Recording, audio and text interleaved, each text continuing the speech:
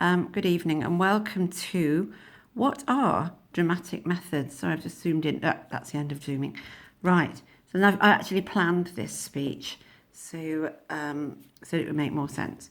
So here are, I'm going to go through dramatic methods and it's really, really simple. What are dramatic methods?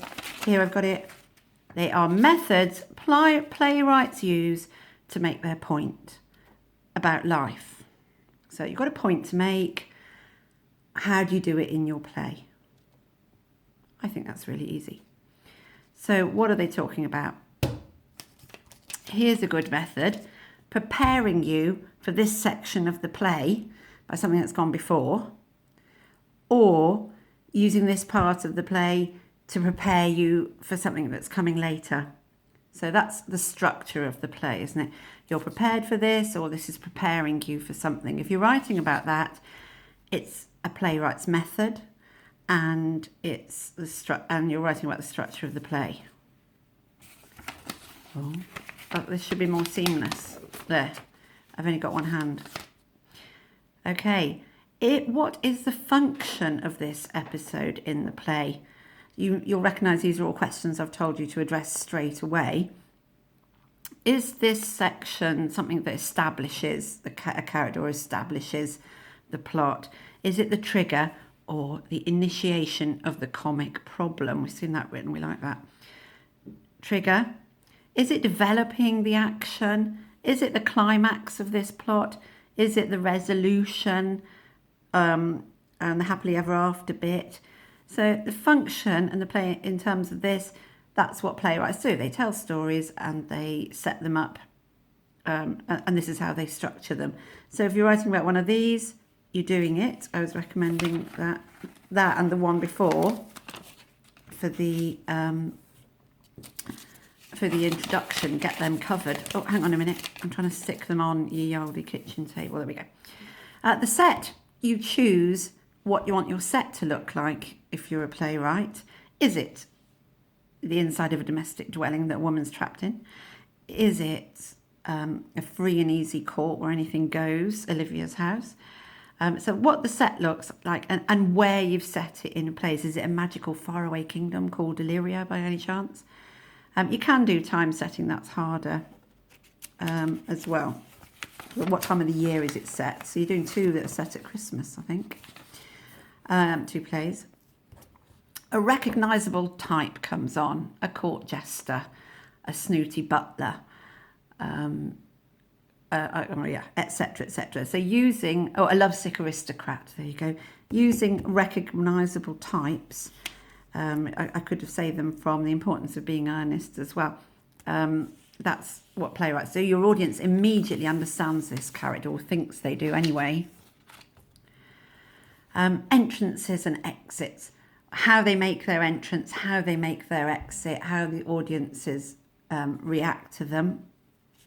Or if you're talking about any of that, you're on dramatic method. I've just realised, oh no, I haven't. Hold on, here we go. Oh, they're all big. These are in no order. Knowing something the characters don't.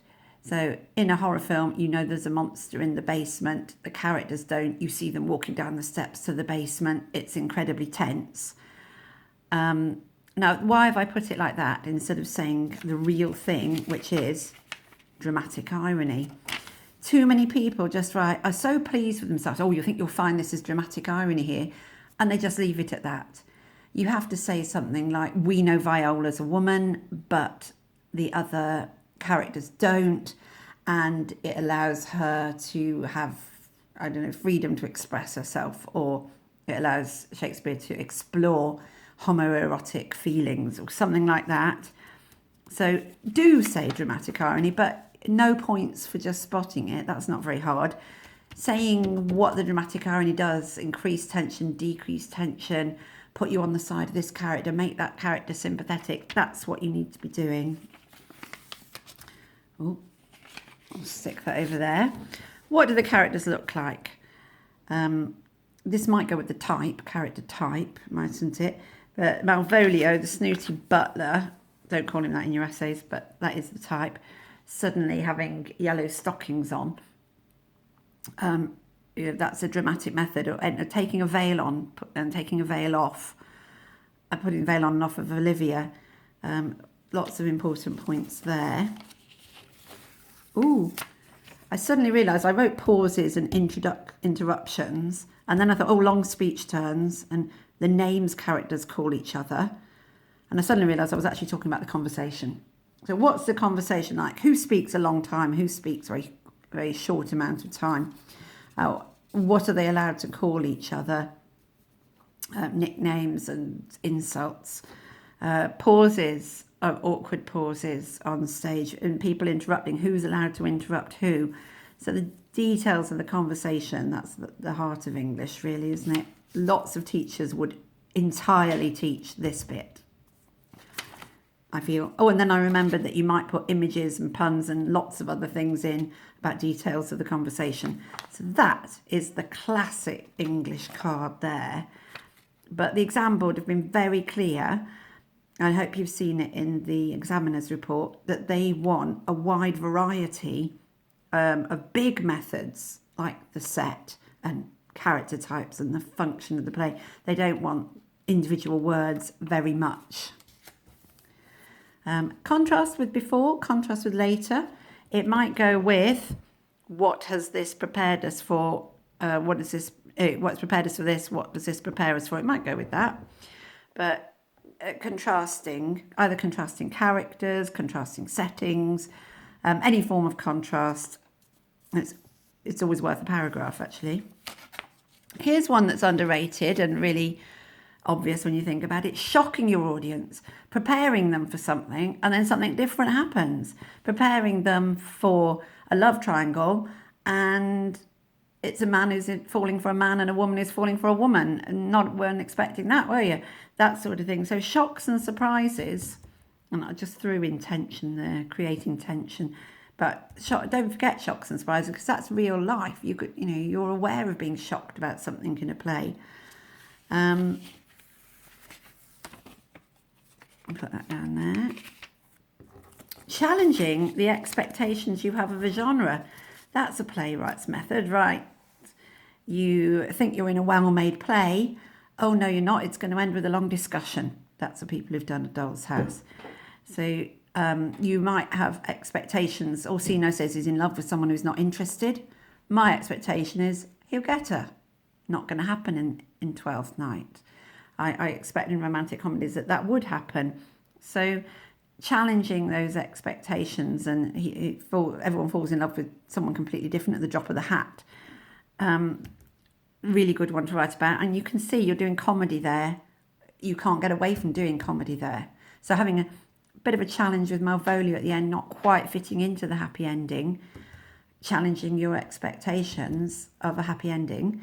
So that's massive, and it gets you context points for genre, and it gets you comedy points. Oh, I think that's context as well, and it's dramatic method. It's everything. That's everything, or not. Sometimes they don't challenge and they just go along with what you expect to happen, like happy endings.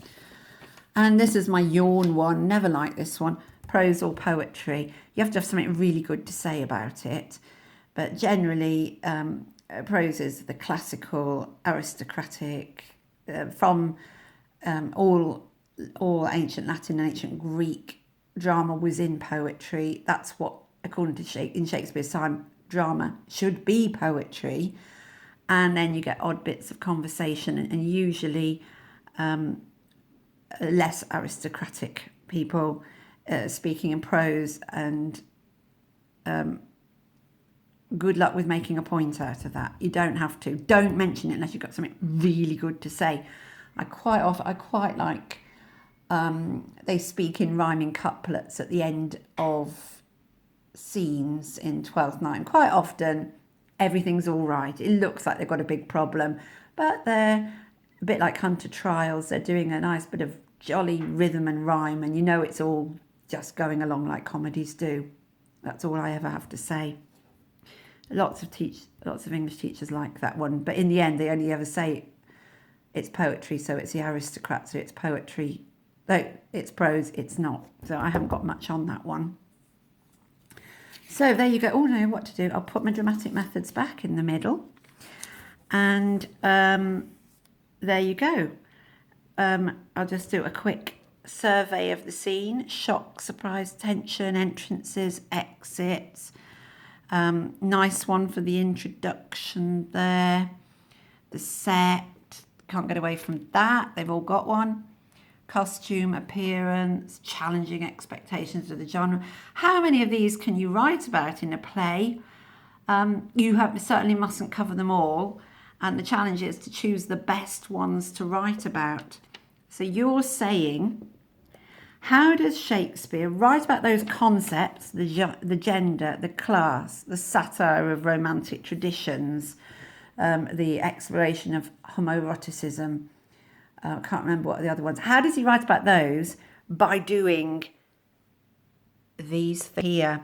And I think I almost definitely will try and get you to learn these ones off by heart so that you've got a set in your head to work from. But please, what goes wrong is that people think they have to work through them all in a specific order, and it varies from extract to extract, from person to person, what strikes you and what you've got something good to say about. So I hope you've enjoyed this slightly more high-tech than usual production.